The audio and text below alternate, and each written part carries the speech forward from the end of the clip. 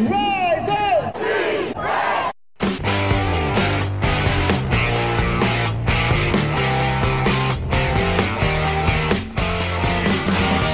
This is the Rise Up See Red podcast, all about the Arizona Cardinals and the NFL, featuring insider and outsider perspectives. Enjoy the best hour of Cardinals talk on the web. Now here are your hosts, Jess Root and Seth Cox.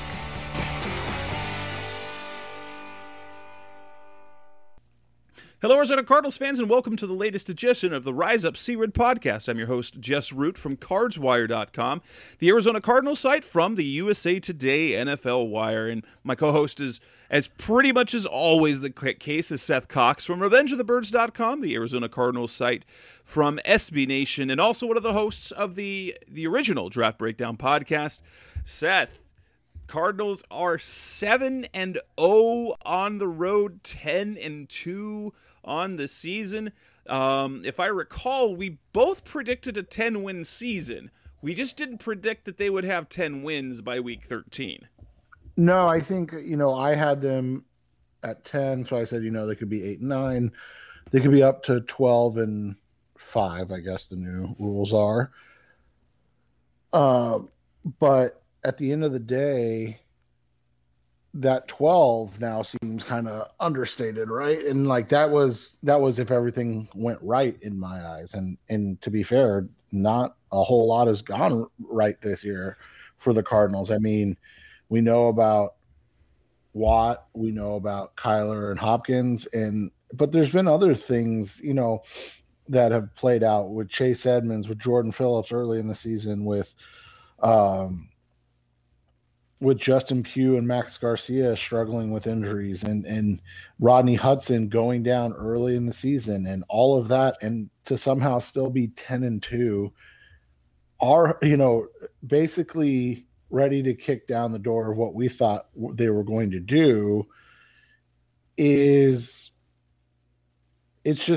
fun to be able to watch and enjoy it. I guess that's probably the best way to put it. It is. The Cardinals picked up a 33-22 win over the Chicago Bears over the weekend. Did so by picking off Andy Dalton 4 times. So this is, Andy Dalton, who has beaten the Cardinals exactly once in his career. When it was in 2011, his rookie season, when he was at the Bengals. And truth be told, had Early Doucette not dropped a pass in the end zone, he would be 0-5 in his career against them at this point. But they improved to 10-2. They're 7-0 on the road. And that's what this show is going to focus on, is they've got a really big game coming up in Week 14. Monday Night Football at home against the LA Rams. The whole nation will be watching. And in this show, we're going to react to the game that we saw against the Bears. And we'll kind of discuss what is it about the Cardinals that they're doing to be so good on the road where they've kind of struggled at home. We'll discuss the path to the NFC West crown, because they are at the gate. They're right there at the door knocking. There's an easy way to do it, and then there's some trickier ways to do it. We'll look ahead as to the Cardinals have a few players who could come back from injuries, who we think those guys will be, and then we will preview their Monday Night Football game against the Rams. Huge, huge game. But let's go ahead and get started. The Cardinals win 33-22 in Chicago. And we've seen it time and time again. The recipe for them to win games is to get stops and turnovers and get early points. And while it didn't feel complete in control, it felt like that there was a little bit of worry because of the running game of Chicago. But, you can't really start any better than an interception turned into a touchdown, and then another interception turned into another touchdown. Panthers did that to the Cardinals, built a 17-0 lead off 2 turnovers in the first quarter of the Cardinals got 2 takeaways and 2 touchdowns just like that in Kyler Murray's return. Yeah, and a lot of people look at what happened and they said, Kyler had 4 touchdowns, but he didn't do much. I was like, well, they only punted twice. like they didn't. I get that the offense wasn't on the field a whole lot, but it was it was short fields. I think they only had the one long drive, right? Yeah. Like it was short fields. They took care of business. They did what they had to do. And then you think about the other fact that you have to give the Bears credit. They went in and they were the first team we've seen where they didn't abandon the running game and the rush game plan. And I think in the end that's what helped make the game closer than it actually was from a statistical standpoint. I mean, I was pretty close on that. I think I had it 27-13, ended up 33-22. So a little closer than we expected, but the Cardinals got a touchdown late, and then the Bears got a touchdown and a 2-point conversion late. And so everybody, laments that, oh, well, they did this, or, and it's like, well, sometimes those games just kind of happen, right? Like sometimes your offense doesn't need to do a whole lot because your defense did so much. And then, sometimes your defense, other teams are willing to sacrifice a game, basically trying to stick with the game plan. And that's what Chicago did, right? Like every time, it seemed like every time they asked Dalton to throw, they were throwing interceptions. So, for real.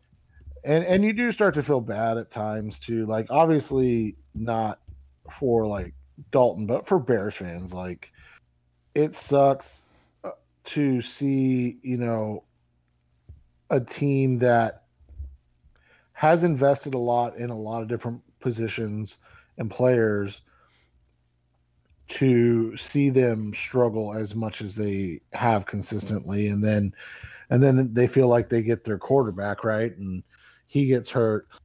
But, and I talked about this when I talked with the people over at Windy City Gridiron, the Chicago Bears SB Nation site. And I just said, I think Cardinals fans and obviously the Cardinals themselves give teams like the Bears and obviously what were the Cardinals and you can even look at it a little bit and like maybe the Bengals, they give hope that it can be a quick turnaround with the right combination, right? Like it can be a quick turnaround with the right combination of coach and quarterback with that right combination. And it doesn't have to be this, entire massive turnover, but it can be something that turns around fairly quickly if you get that right combination. And it's just, you and I talked about it before. We didn't even know if they had the right combination because we weren't sure about Cliff, right? We felt, I would say 95% comfortable with Kyler. There was always that little bit that you're like, maybe, but for the most part, we were comfortable with Kyler, but we had a question on Cliff.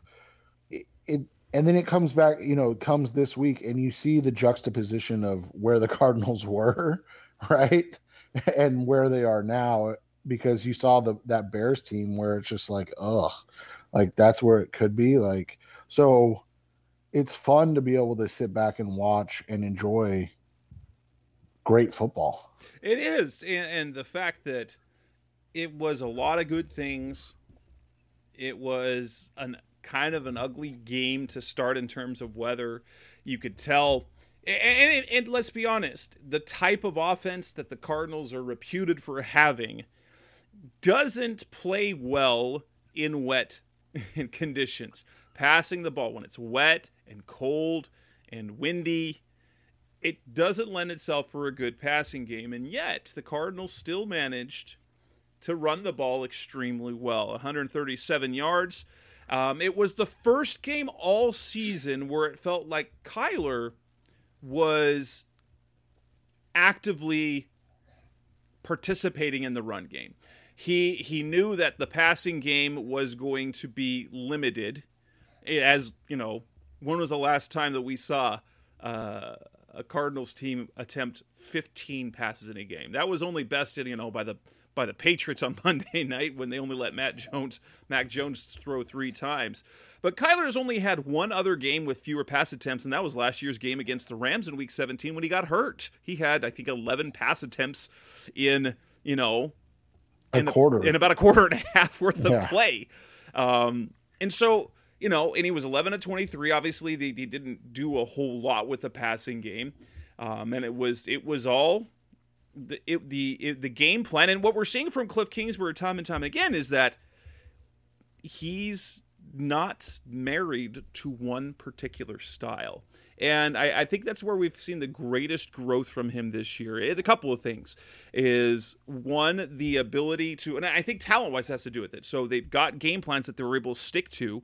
Last year, there were games when we'll take that first Rams game, and everyone criticized him for the way DeAndre Hopkins was used, but they fell behind early, and then they were just going hurry up, and so they weren't running complex routes. They were just trying to get guys in space. The talent's increased, so they're able to execute their game plan better.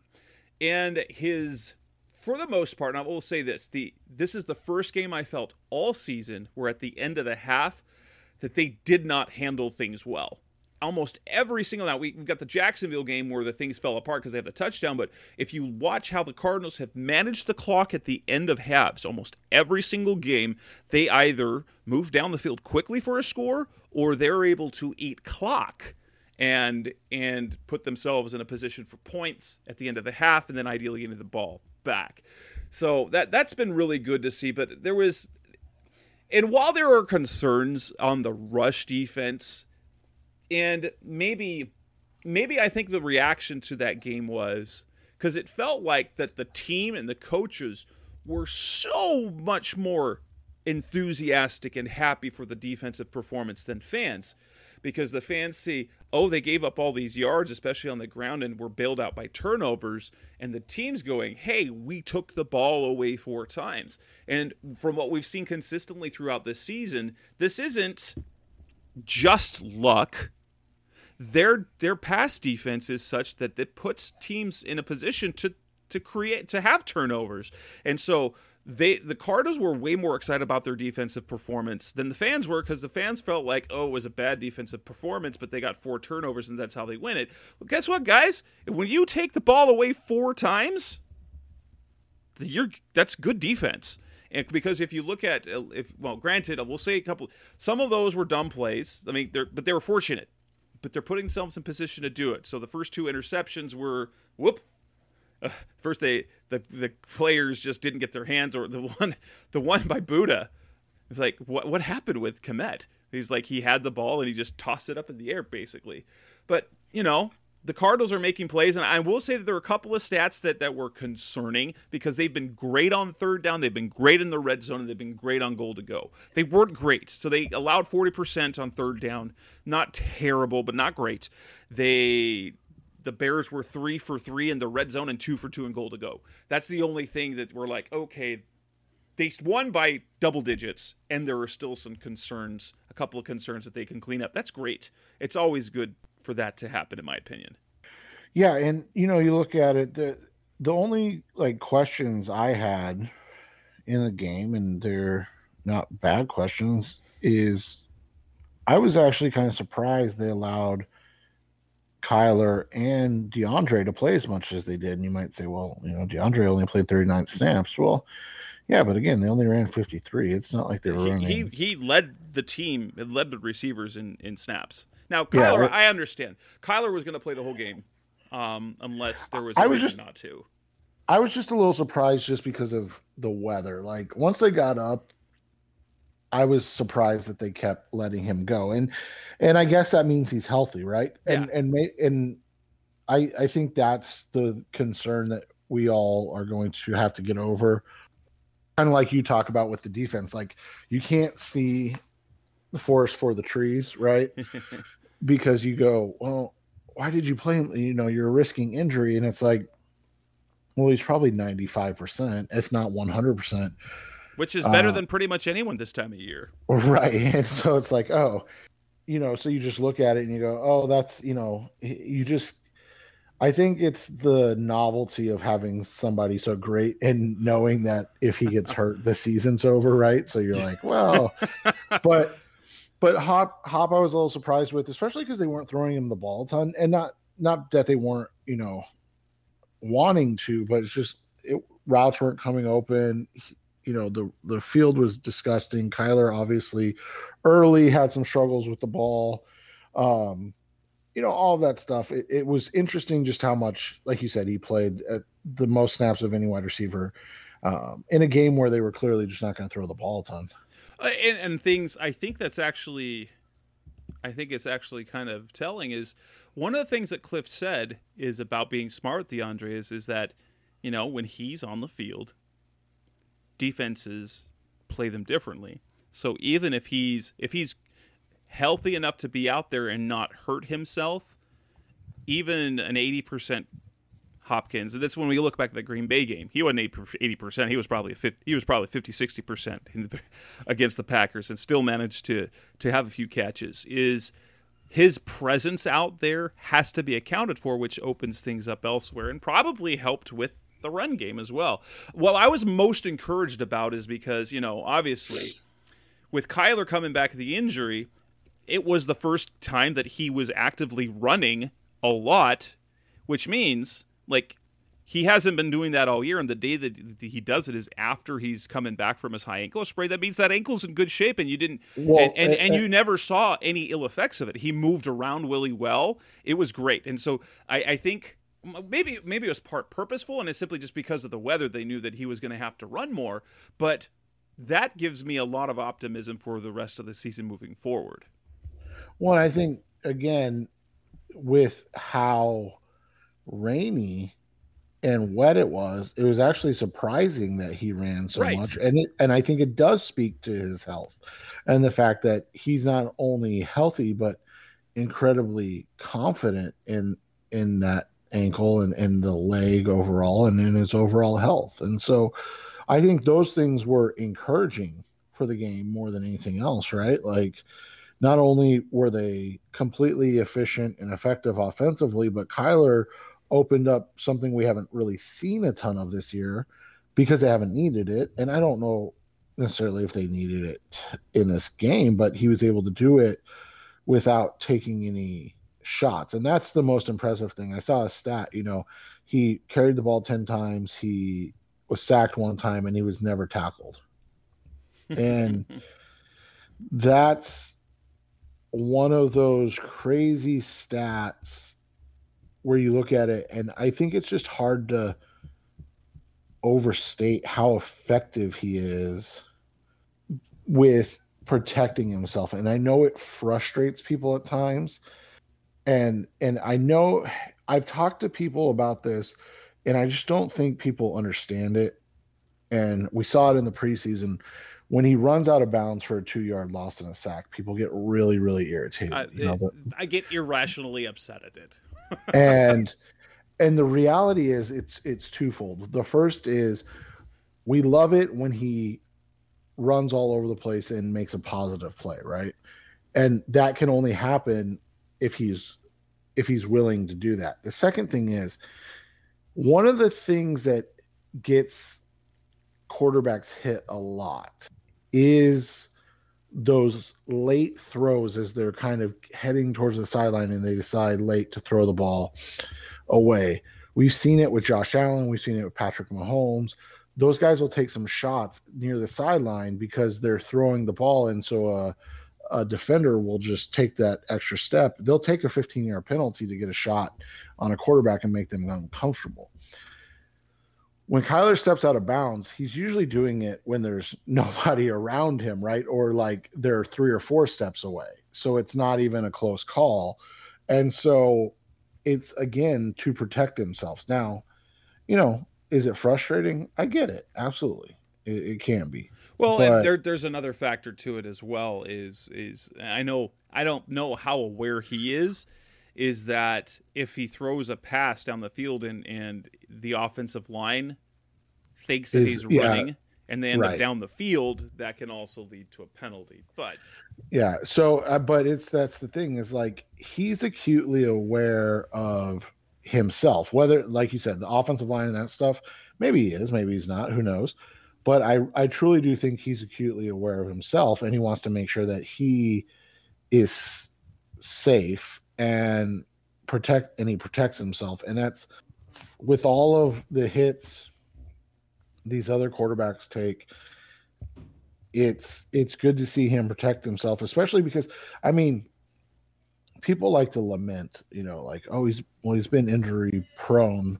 Well, he's had 3 injuries, and 2 of them were just playing quarterback injuries. Like, they were never from the fact that he was scrambling or anything like that. Like, the shoulder injury was on a sack. The ankle sprain was on a hit, right? Like, he got rolled up on the last play of the game. Like, it was actually more of a pocket passer injury than anything else.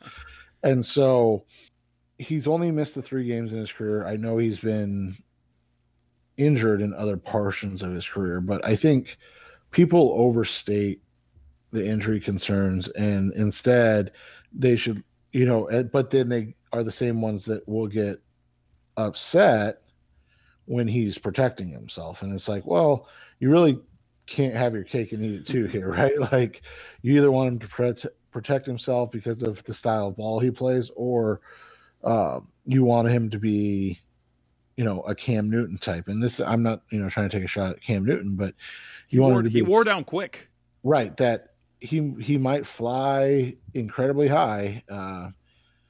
Who was the guy in the Greek mythology that flew too close to the sun? Icarus. Yeah, Icarus. They want, that was Cam Newton, right? This guy, for the first 5 years of his career, Super Bowl participant, league MVP, and then one of the worst quarterbacks in football. And that's the thing, is like, you just don't want these guys. You don't want your quarterback to be that way. Yeah, I mean, obviously we would take an MVP in a Super Bowl appearance, but if we can get that for over 15 years, like we talked about with the Drew Brees thing, I think that would be even better than just in 5 years. Absolutely.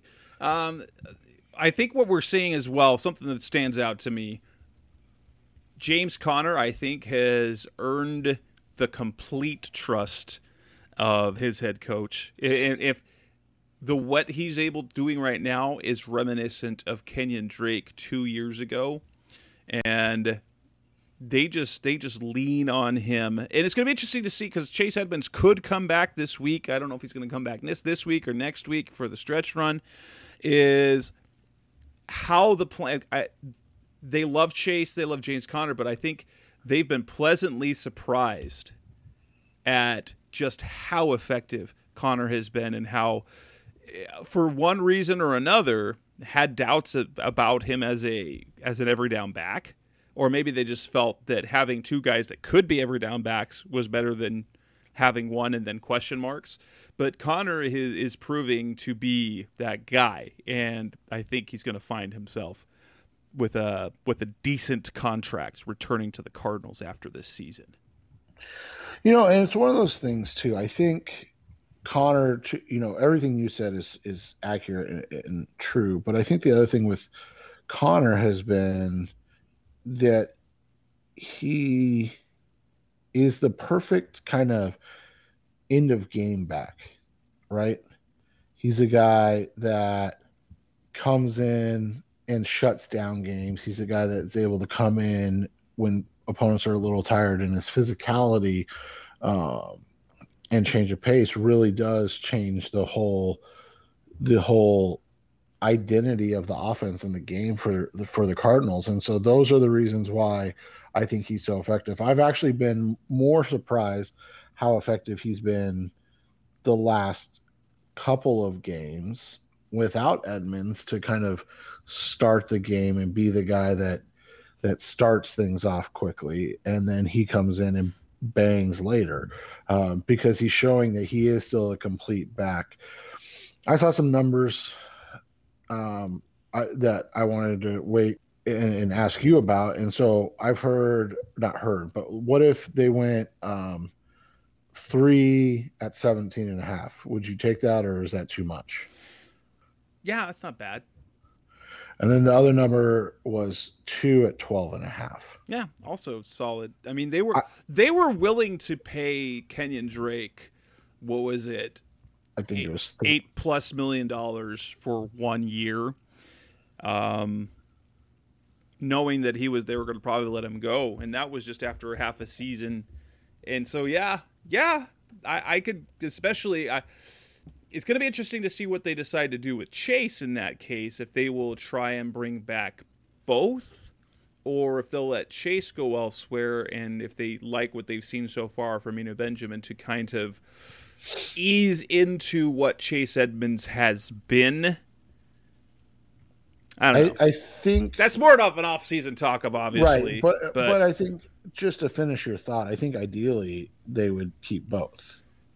I think that's the way they go into the season or into the off-season, is thinking, hey, if we can get, both guys back at X salary, that's what they're looking at. And then if it doesn't work out, it doesn't work out. Like you said, I think that's a conversation for another day. I would ask you this, though. Who would you prioritize? Connor. I think you have to go with Connor at this point.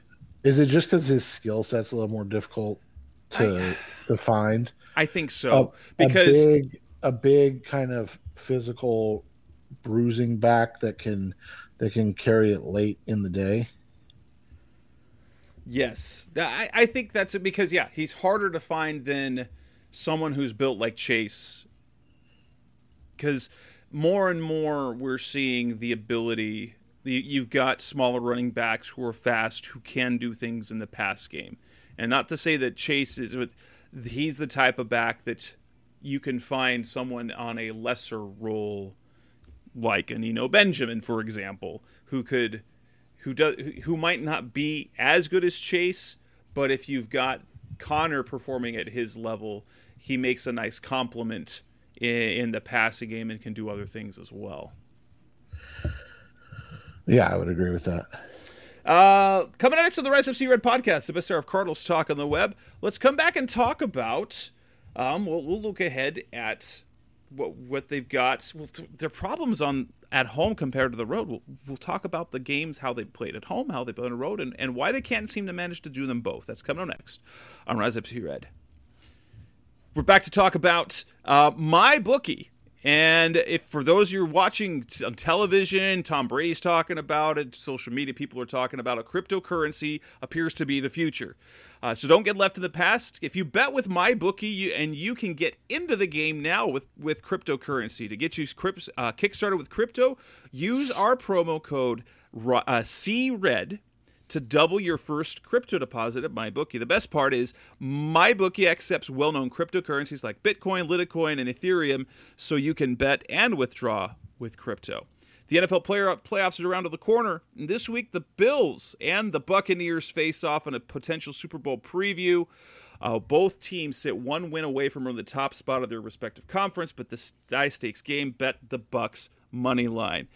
Don't miss out. Double your first deposit by $1,000 using promo code CRED. Head to MyBookie today, place your bets, and watch the sparks fly as well. Bet anything, bet anytime, anywhere with MyBookie.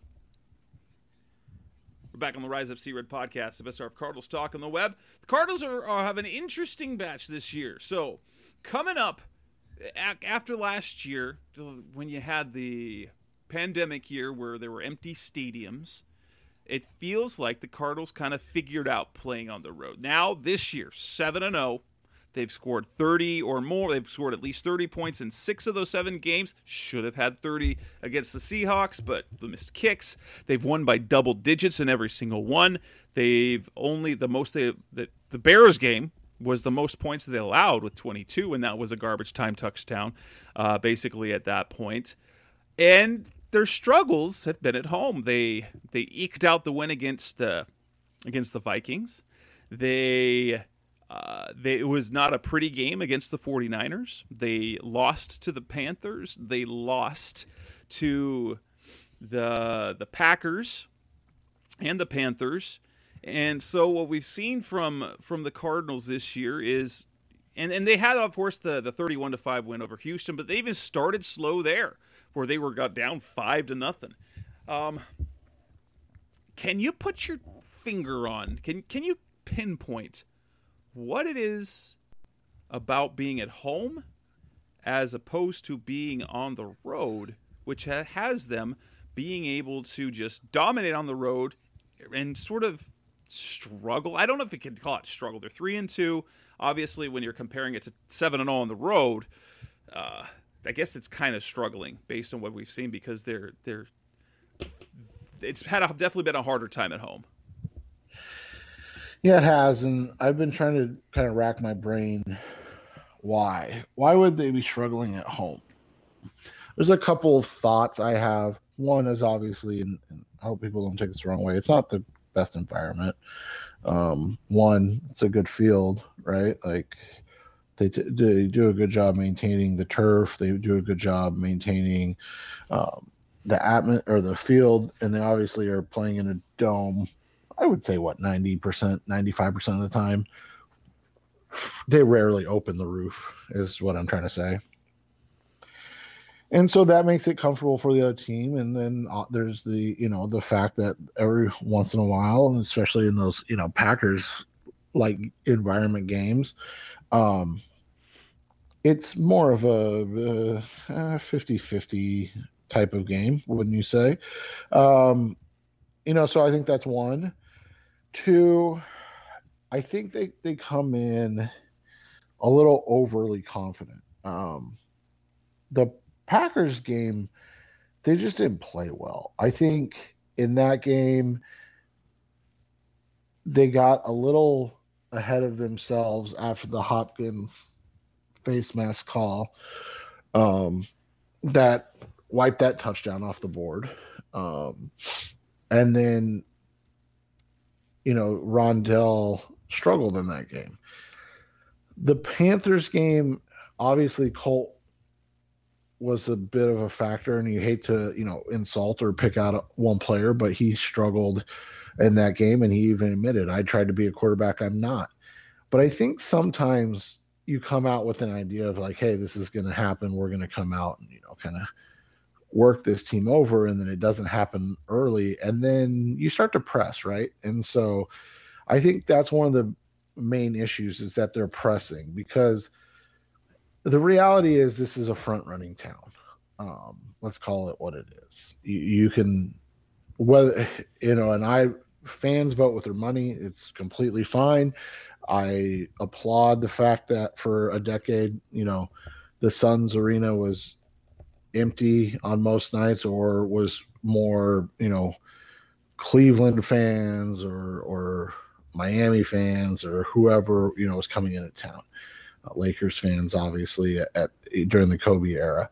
You go to the Diamondbacks games, and it's actually an awkward experience because you're talking maybe 4,000, 5,000 people there in a place that holds almost 50. And so for the Cardinals, the reality starts to set in sometimes that, oh man, we're playing from behind.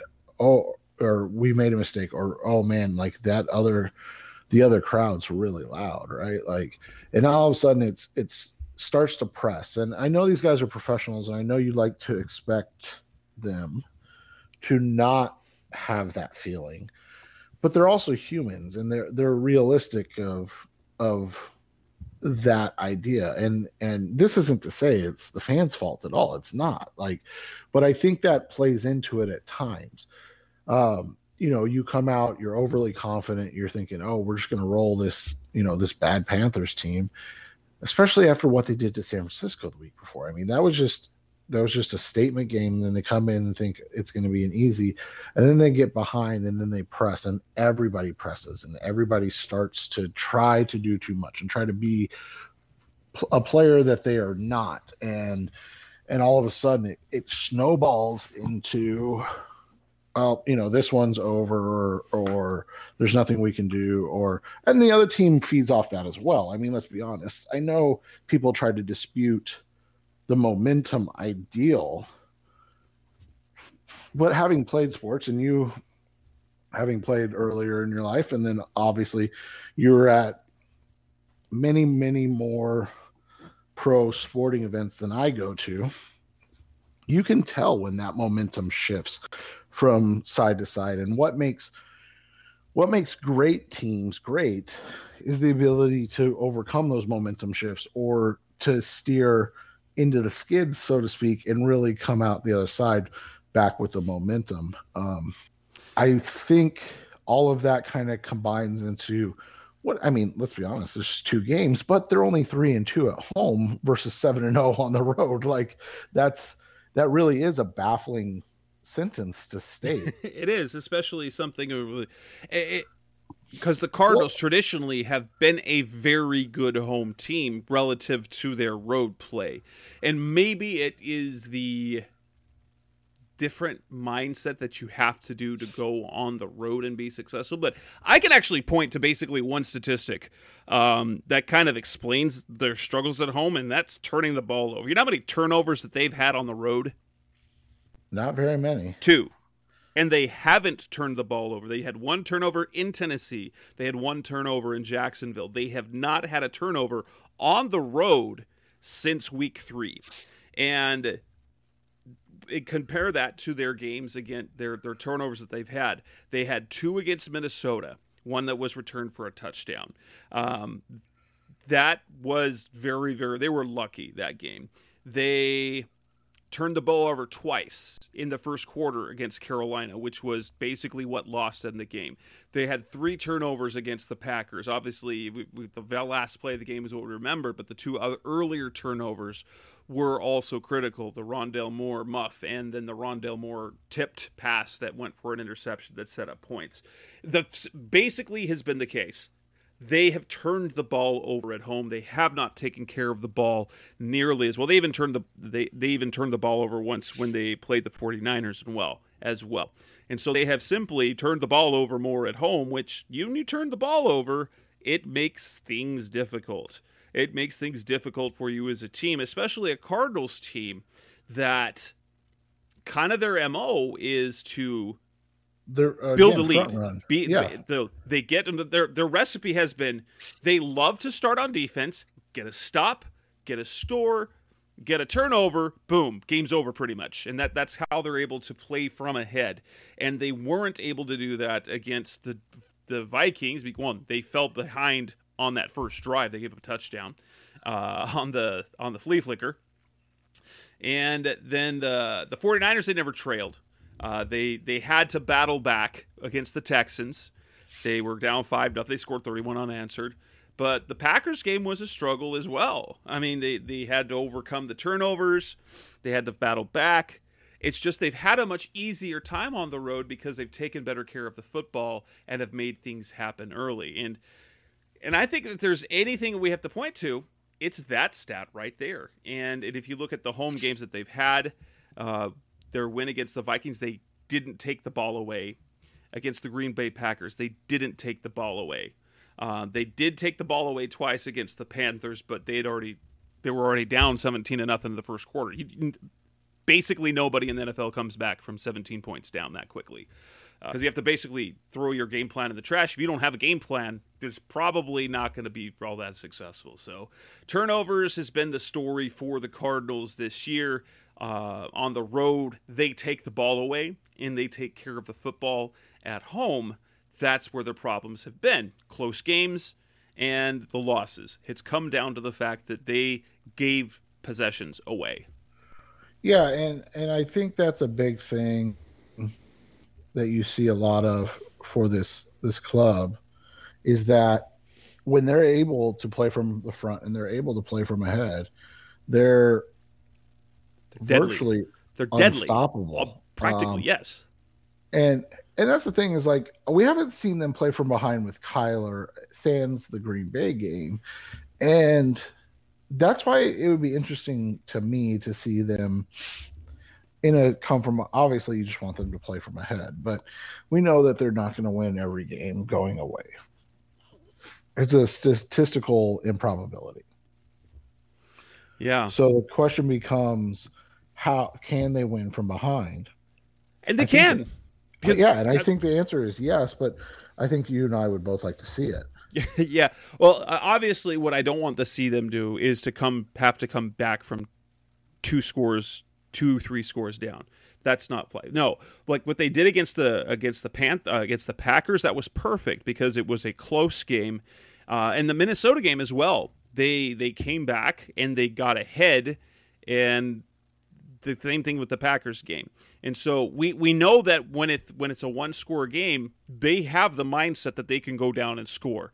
It's just when you get 2 scores behind, and that's gonna be pretty much any team. It's a long shot when you get 2+ scores behind. It's really hard to come back from early, and yeah, and the Cardinals just defensively aren't necessarily built that way because we know their quote unquote struggles in the run game. The best thing that the Cardinals can do to help their rush defense is not to fall behind, because but it's like the Cardinals. When the Cardinals get ahead, look at their running game. They run the ball half the time. The best thing you can do for your run game is to have a lead, because when you have a lead, you can run the ball. Right, and it's easier, and it's it winds the clock down. And it takes the pressure off the quarterback and gives them a chance to be a little more successful in different things. So I think, for them, the key is going to continue to be to play from ahead. Like I said, I think the closest comparison from like a team standpoint I can remember are those Peyton Manning Colts teams. Yeah, those Colts teams were even before last year, like Patrick Mahomes. Those Chiefs teams are built that way. Chiefs teams are built the way those Colts teams were. And so we'll see, how that comes out, what happens next, but so far you have to be excited for who they are and what they are and how they'll continue to develop, because I think right now the best thing you've seen is that this is a team, and we've talked about it, it seems like every week, but this is a team that can win in a number of different ways, and that makes them really tough to beat. Absolutely. Coming up next on the Rise of C-Red podcast, the best hour of Cardinals talk on the web. Let's look at the path to the NFC West crown. Can they get a division title? They're on the doorstep. We're going to talk about how it's possible, what are the different scenarios, and there's one that makes things super easy. That's coming up next on Rise of C-Red. We're back on the Rise of C-Red podcast, the best hour of Cardinals talk on the web. The Cardinals are very, very close to winning the NFC West for the first time since 2015. Sitting at 10-2, 2 games ahead of the LA Rams, whom they play this weekend. They have, as we stand right now, a magic number of 4. So they have a magic number of 4 with 5 games remaining to clinch the NFC West. There are many ways they can do that, but it gets tricky if they don't win this week. Obviously, the way number 1 to win the division, they don't clinch it this week, but if they beat the LA Rams, that magic number drops all the way down from 4 to 1, because of what that means. Magic number, if you talk about football, when you talk about baseball, things like that, it's an elimination number essentially, and it's the number of combined wins for your team and losses by the team that you are competing with. And so any combination of 4 Cardinals wins and Rams losses clinches that. But because of the NFL, you have so many different tiebreakers. There's also, so the Cardinals, if they beat the Rams this coming Monday, that would take 2 off of the magic number. But because it would give them a season sweep over the Rams, it also drops another number off the magic number and brings it down to 1. So obviously, and we talked about this on last week's show, the Cardinals could wrap up the division, and should, if they beat the Rams, they'll do it before Christmas, because then they'll have the 1-win Lions on the road next week. Yes, they did just pick up their 1 win, but actually I kind of like that now. Oh yeah, I'm glad they won a game, because now they're not as likely to that. They've tasted victory, but there's not that. It's not a desperation thing. You've got that. But so Cardinals beat the Rams.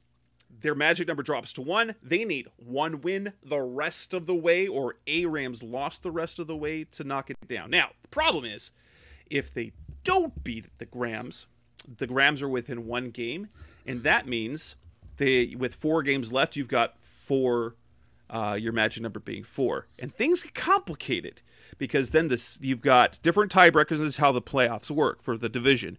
You look at head-to-head first, you look at division record, then you look at common opponents, and then you look at conference record. If the Rams were to catch the Cardinals, and the Cardinals right now, they're 4-0 against the NFC West. If they happened to lose both to the Rams and the Seahawks, and the Rams won their remaining, so they beat the Cardinals, Seahawks, and 49ers, all of whom they still have left on their schedule, they would have the same division record at 4-2. That would move them. You'd have to move to the common opponents. The Cardinals currently are 8-1, and the Rams 6-3. But you could also find a scenario where the Rams and Cardinals end up tied at 8-4 in those common opponents. If it goes to the conference record, if the Rams end up catching the Cardinals, the Rams will get that. But that said, here are the scenarios. Beat the Rams, that's the easy way. You just pick up one more win. If they beat the Seahawks in Week 18, now we don't want to wait till then, that drops the magic number by 2 because then it would clinch the division tiebreaker in the case that the Cardinals and Rams ended up with the same record, because the Cardinals will have gone 5-1, and the best the Rams can do is 4-2. Each win obviously reduces the magic number by 1. If they beat 2 out of the 3 teams, so we'll just go if they beat the Lions and the Colts, those 2, which are common opponents with the Rams, if they win both of those games, that reduces the magic number by 3, because they'll have then they would then have the common opponents tiebreaker. And then if the Rams lose to either the Seahawks or the 49ers thereafter, that also reduces the magic number by 2, because then they will have a third division loss. Essentially saying, let's make this easy. Beat the Rams, beat the Lions, you've got the division. I mean, if they beat the Rams this week as well, they also clinch a playoff spot. Yeah, and it's interesting to think about, because I think if they win this week, while it's not over, it's basically over, right? Like, they would have to lose. The Cardinals would have to lose out. And the Rams would have to win out. The Rams would have to win out. And then, you don't see that happening. Well, no, it's like the Cardinals should beat the Lions, but there's nothing about what the Cardinals have done this season that says they're going to lose 4 in a row. Or as the case, they're not going to lose 4 in a row. They're not going to lose the Lions, the Colts, the Cowboys, and the Seahawks.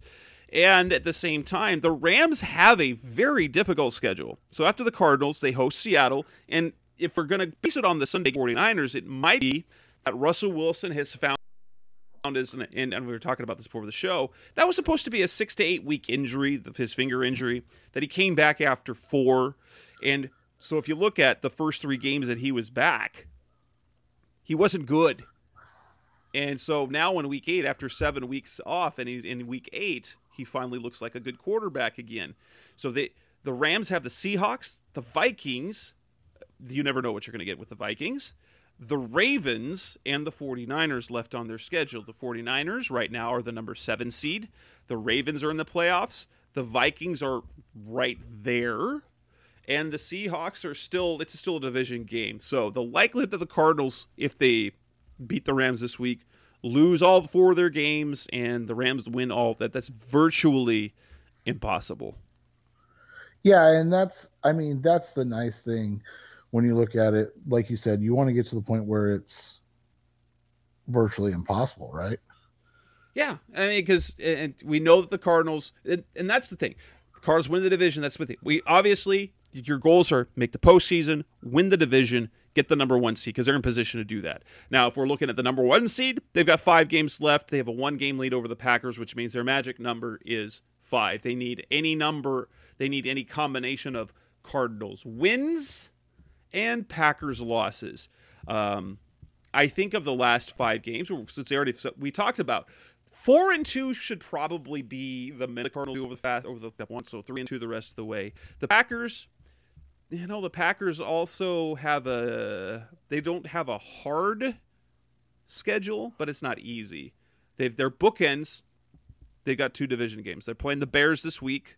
Then they go to Baltimore. Then they host the Browns. So we've got teams there to look at. You've got the Vikings at home, and then the Lions to end the season. Obviously, the Lions game is probably a guaranteed win. Aaron Rodgers will tell you he owns the Bears. But maybe they could get an upset. So it's very possible. I could see at least one loss, maybe 2, probably 1 loss based on the way the Packers are playing. We could count on a loss from them, which means the Cardinals would need to pick up 4 wins in their last 5 to keep them from catching them. So that's a little trickier because Green Bay is a very good team. But the Cardinals keep winning. It's no big deal. Right, exactly. And that's the thing now is you're just in this win mode and don't worry about anything else. Yeah, it's kind of like it's almost like I like the atmosphere, especially since the Cardinals, outside of the Lions game, all of these games are significant in one way or another. The Rams are going to be in the playoffs. The Colts look like they're going to be in the playoffs. The Cowboys are, unless they fall apart, are going to be in the playoffs. They're going to win the NFC East. And the Seahawks game is a division game, so you can't let up on those games. So the only game on the schedule where it's not an urgent, like every game is urgent, but you don't go in with the matchup being urgent on a national level, is the Lions game, which you kind of like for the schedule to end the year. Right, and that's the thing is we talked about they had 3 games that basically you said they had to win, and then the final of those 3 games changes based on how you do in the 3 games that we call coin flips, basically, an average NFL Sunday game. So obviously the Rams is one of those games, and then you've got the Colts and the Cowboys. So if they obviously took care of business against the Bears, and then we expect them to take care of business against the Lions. So they still need to find 2 of those other wins against the coin flips. And so if they beat the Rams, basically what they do, and they take care of business against the Lions, notice the difference there, right? If they beat the Rams, and then it's if they take care of business, because they should beat the Lions. You never look ahead, you never overlook an opponent, but the reality is they should beat the Lions. And then you come into that final 3-game stretch with the Colts, the Cowboys, and the Seahawks. That will then be basically the expectation of you got to go 2-1. And so you look at each chunk as its own thing, and that's what this team has been really good about. And I know it's kind of cliche and easy to talk about, but you do see that mantra play out, 1-0 every week, right? Like that's the way they approach each week, and that's the way they have to continue to approach it, because while there are goals in sight, going 1-0 each week attains those goals. And the nice thing is when you win, you control your own destiny. And what we mean by that is, obviously, you already lost to the Packers. The Packers go 14-3. They're the number 1 seed, you'd have to think, because it's going to be really hard to expect the Cardinals to finish the season 6-0. It's just, that's a lot of winning, right? However, that's what great teams do. And if you think that this team is one of those teams that can be great or is great, and has the destiny of being great, that's the way you got to look at it. And so for the Cardinals, I think they're in now that 5-game stretch where they have 3 hard games and they have 2 games that they should take care of business with. They've got to find a way to go 4-1 now, right? Because we're still assuming that the Packers are going to lose a game. They may not lose a game. That might be wishful thinking from you and I, all the fans, whatever. But, if the Cardinals end up 15-2 in their inaugural 17-game season, it's pretty incredible that those 15 wins would be the best in franchise history, right away. Yeah. Coming next on the Rise FC Red podcast, the best of Cardinals talk on the web. Let's move on and talk about, briefly, Cardinals not only have a big game against the Rams, they could get a few guys back. Who do we expect to be back in the lineup this weekend? That's coming next on Rise FC Red.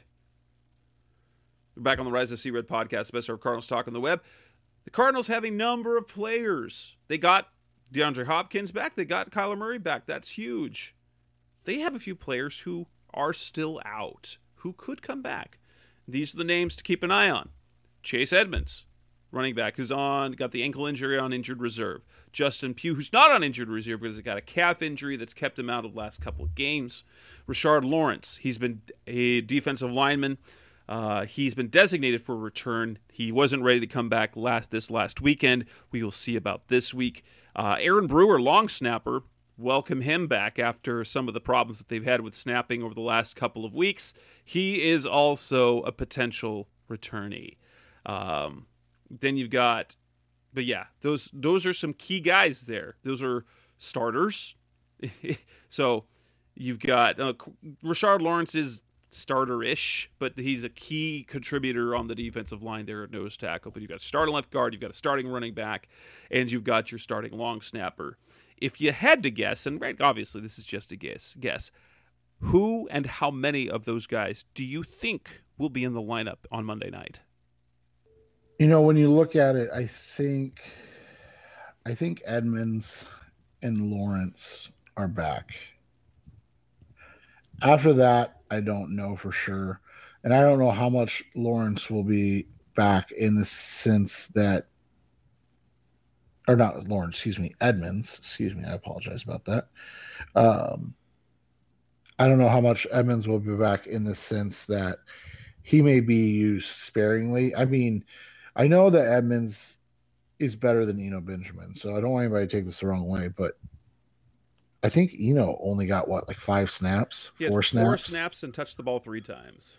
Yeah, and so I could see them effectively kind of using him in that Eno role first back if needed, like if they're just trying to get his legs back under him, and maybe double that, right? So 8 plays and 5 to 6 touches. So, yeah, I think those two are back, and that's how I would kind of look at it. I'm interested to see what the turnaround time is for a lot of these guys. It sounds like they believe that Brewer will be back, and for me, I think that's big.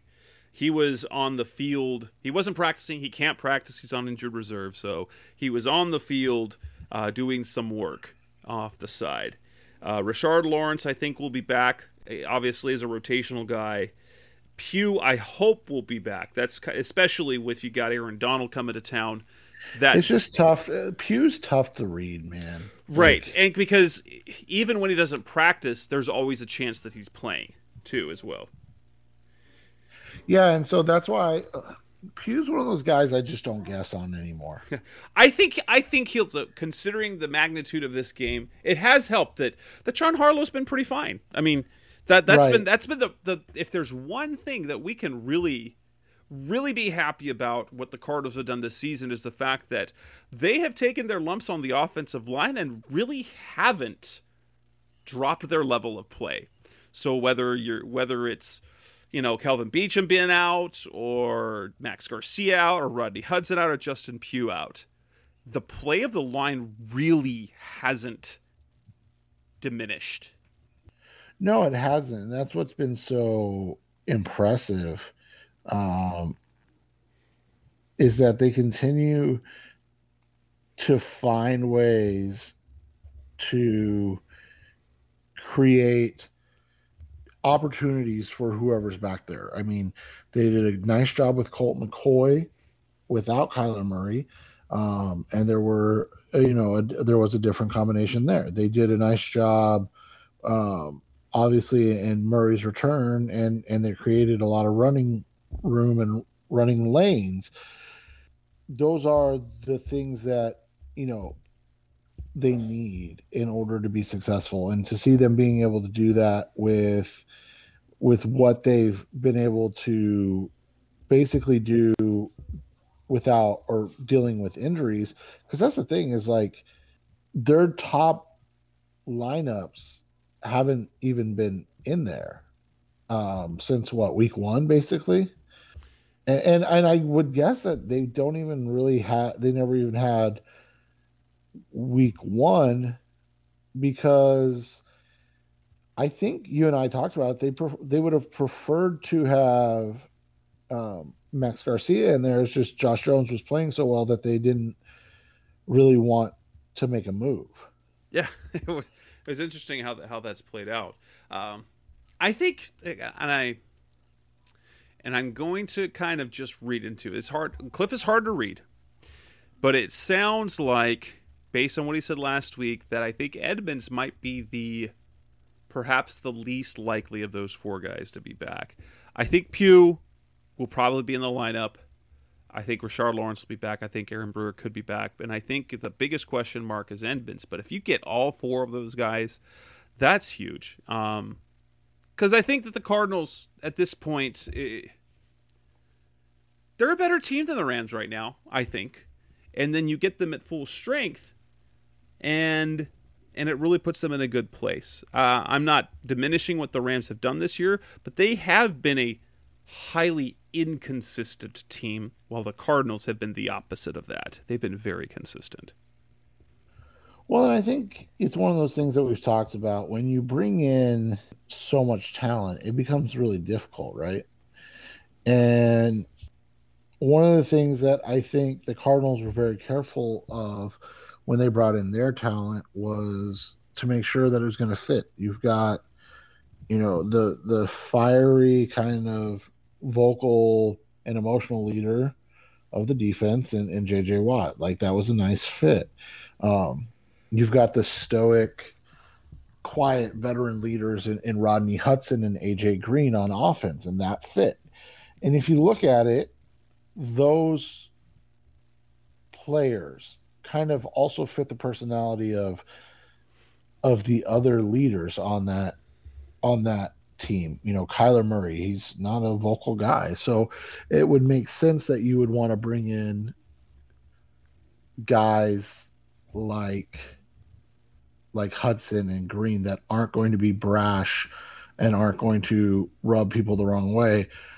And this isn't a shot because I love DeAndre, but Hopkins is that kind of vocal guy, right? He's kind of the diva, if you will, of the group. And I'm not saying he is a diva. I'm not saying he's selfish or anything like that, but he's the one with the loud personality more than anybody else. And so, they said, hey, we've got one of those guys. We don't need another one. I know they had some interest in Odell Beckham, and that's just doing due diligence, right? Like, if you're the Cardinals, you're always making sure of talent or other talent when it presents itself. And so I think that's been the big thing. The Rams, on the other hand, are an amalgamation of a lot of talent, but I'm not sure how well all the pieces fit together right now. Because it's okay if you have DeAndre Hopkins and he's wanting his touches and he's already in the room. It becomes a lot more difficult if you add DeAndre Hopkins to a room with a quiet DeAndre Hopkins, let's say. And I know Cooper Kupp's not as good as DeAndre Hopkins, but just play along from a statistical standpoint. And now you bring in DeAndre Hopkins who's wanting his touches, right? Like, that's always going to cause some issues.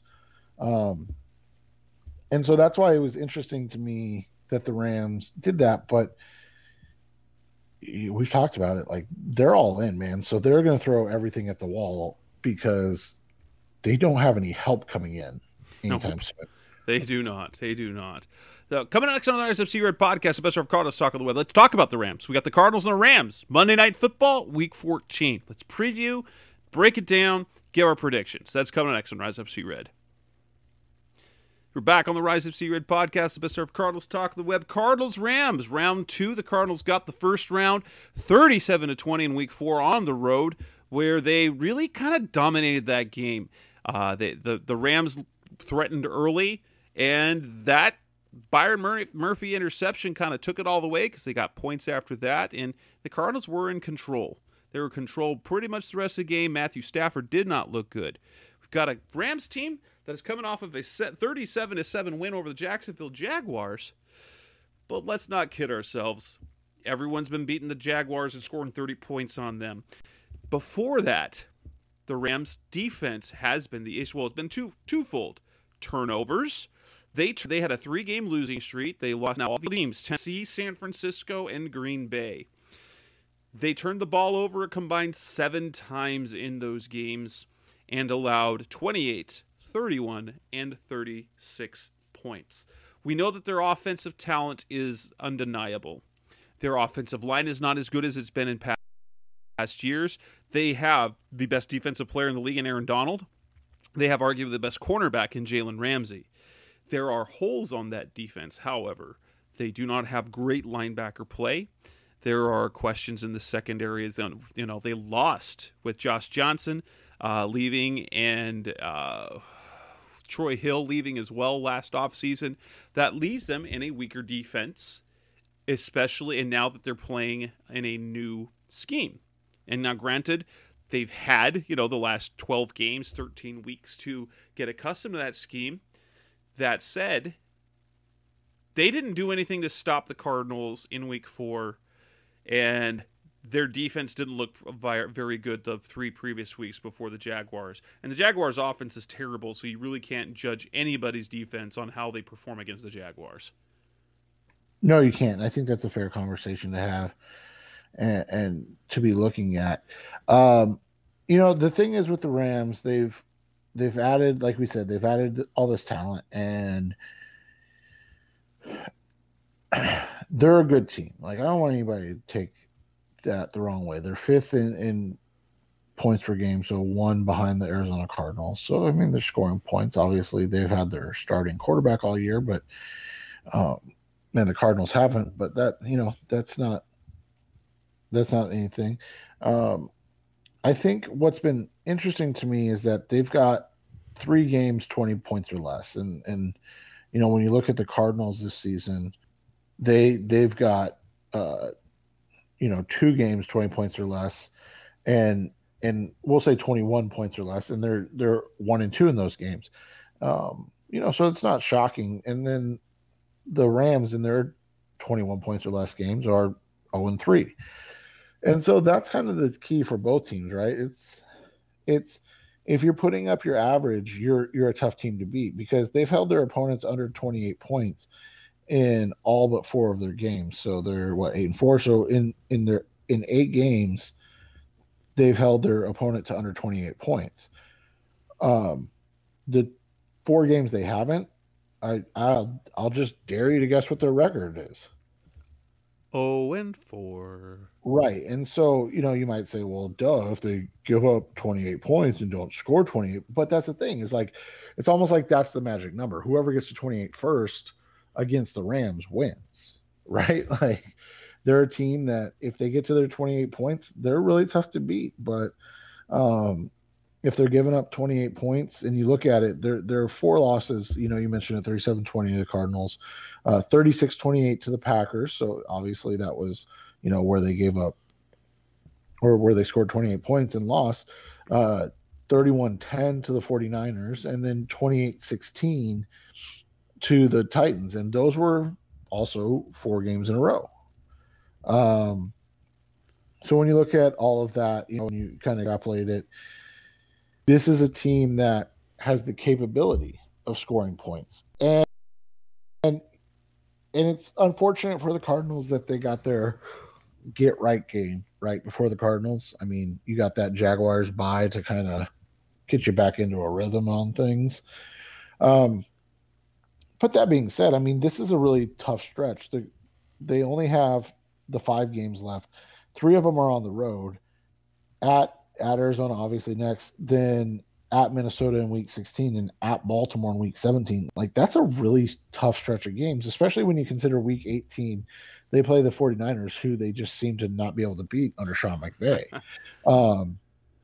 And so for those reasons, you look at, you say, this team needs to find its identity fairly quickly, and they need to figure out who they are. And you talked about it. Like, when you look at a lot of their losses, those are the games that they're giving up big yardage. 465 to the Cardinals, 399 to the Packers. They struggle. They're not a good, or I shouldn't say that, they're not a dominant defense this year. They're a opportunistic defense, but they're also a front running defense. And we've talked about that with the Cardinals, and even more so, I think the Rams defense is more of a front running defense than even the Cardinals defense is, because we see that they tend to struggle doing both, stopping the run and stopping the pass when they get behind. And for whatever reason, there's just not been a lot of consistency this year. All that being said, they have as much talent as any team in the NFL. So all it takes is for them to get right, and then they're right back where they want to be. Absolutely, that they're offensively well, and there's a new wrinkle is the fact that against the Jaguars, but Sony Michel ran for 121 yards. Cooper Kupp is having a record-breaking season. Although I will say this, the Cardinals' pass defense makes Cooper Kupp a little less worrisome, considering how they did against him. And now you don't have Robert Woods to worry about. You've got Odell Beckham. But I'm still going to say this. Robert Woods at this point in his career is better than Odell Beckham for a number of reasons, because he's more versatile in that offense. And so I like the matchup. In fact, I kind of like how this looks this year. And I think it will come down to be something as simple as turnovers. If the Cardinals can take care of the football, we've seen that when they take care of the football, there isn't a team that has really been able to stop them. Especially if they're able to. And what we said about this team, this offense is impossible to stop when they stay on schedule. And that you can say that about most teams, but this offense in particular is deadly because they can beat you a lot of ways. It could be slow, long plays, long time of possession, or it could quick strike you down the field really quick. And so ultimately, it's going to come down to turnovers. Can Kyler Murray stay upright? Can he protect the football? And then they need to turn Matthew Stafford into Lions Matthew Stafford for 2 or 3 throws to make him make mistakes, because we've seen in multiple occasions this year, and he's not 100% healthy. He's dealing with some stuff, like everyone is at this time of year. Well, and he's just looked lost at times, has he not? Yeah, it's he'll get on a roll, but then if you make him lose his spot, if you hit him a couple of times, he does look mortal, because he can look pretty unbeatable, and the talent is there. In that 3-game losing streak, he has 5 interceptions. Yeah, and what did he have? 2? He had 4 before that. Right? Didn't he have like a pick 6 in 2 or 3 games in a row? Yeah, I think in 3 straight games. And so you look at it, it's just it's one of those things. To your point, like sacks are a big deal for him. Interceptions are a big deal for him. In those 3 losses, he was sacked 9 times. He's been sacked 8 times the rest of the season. Wow!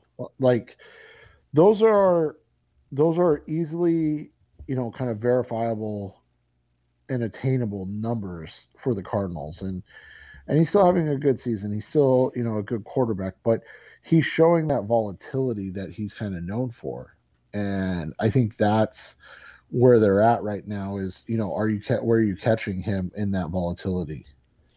And there's some good matchups you're going to want to see, obviously. You've got DeAndre Hopkins against Jalen Ramsey. You've got Marco Wilson against Odell Beckham, Byron Murphy and Cooper Kupp. Then you've got, of course, Chandler Jones and Andrew Whitworth on one side. The Cardinals are just in it's a premier matchup against two teams that can put up a lot of points, who also have very good defenses when they're playing at their highest level. This is the sort of thing, and I don't know if they expected this matchup to be this good, but this is one of the best Monday night matchups we've seen in a while. Yeah, I don't think they expected it to be this good. I think that they fell, ass backwards into it, so to speak. and now they're just taking advantage of it. And that's, that's what's crazy this season, is that they sent out, or they have the ability. They can flex Monday night games this year, right, too? Or is that starting next year? I can't remember. But I don't remember.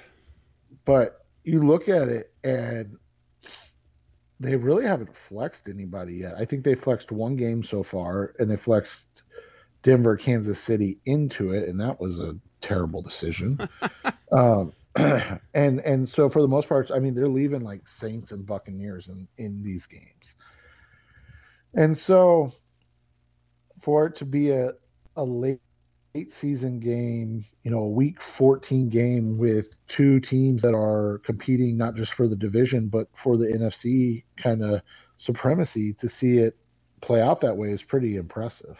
It is. And looking at this game, how do you think this one plays out? I don't think it's going to be a blowout. I think this will be, in terms of, not necessarily of gameplay, but I think it will be one that comes down to the wire, kind of like the Packers game. Yeah, I think it's going to be a close game. I think the Cardinals are going to end up being able to hold off and win this game. But I think it's going to be one of those close games where you see both teams, have a chance towards the end. I think the Cardinals end up winning this one 34-28. And I've got this game picked out at the Rams hitting 28 points, but the Cardinals get 31. Whether that is, it's actually kind of been this way. Cardinals have been so great excluding garbage time. It might end up being that they're up by 10 and the Rams score a touchdown with, like a minute left and have to onside it, but then the Cardinals take care of that. So I think we're at the point now where we can expect, we can viably predict the Cardinals to win out. And I think this is one of those games where they've done enough this year. We can say confidently, we don't have to. It's not just a long shot. Like before the season, we say, okay, we're just going to be reasonable and have them split their conference game, their division games. And now we're at the point now, and this when they played Tennessee on the road, I picked the Cardinals to lose because there was nothing, or looking at the division rankings, you were of course going to pick the Cardinals to go last. You weren't going to pick them to win the division because we hadn't seen it from them. We've seen it from them week after week after week after week. The Cardinals, I think if this game will tell us the type of team they are in terms of, are they a team of destiny, or are they going to have to find the hard way? If they feel like they're a team of destiny, they're going to take care of business. They're going to knock the Rams down and basically say, this is our division now. And then they will take care of whether they get the number 1 seed or not, that's a different story. But they will be able to lock up the division and strategically work for playoff season the rest of the way. Yep, and I think that's what the goal is. Like we said, it's kind of cliche, but 1-0, right? Yep. And then you can go 1-0 next week and take care of that. But that'll wrap up this edition of the Rise of Sea Red podcast, the best of Cardinals talk on the web. It's episode 336. Our next show will come the night after, so it'll be a little bit closer. Normally have to wait a couple of nights or a couple of days till you get the reaction to the previous weekend's game. This time the Cardinals playing Monday night. We will record next Tuesday night and drop that episode on Wednesday. So on behalf of the Rise of Sea Red podcast, that's Seth Cox. I'm Jess Root. Thanks for listening. We'll be back again next week. Thanks for listening to the latest edition of the Rise Up Sea Red podcast. Listen to previous episodes and subscribe to the show on Apple Podcasts, Stitcher Radio, Audioboom, or many other podcast platforms so shows are delivered directly to your mobile device. Please give the show a 5-star rating and always support the sponsors who support the show. We'll be back soon for the best hour of Cardinals talk on the web. Rise up, Red Sea, be red, see red, and of course, rise up, see red.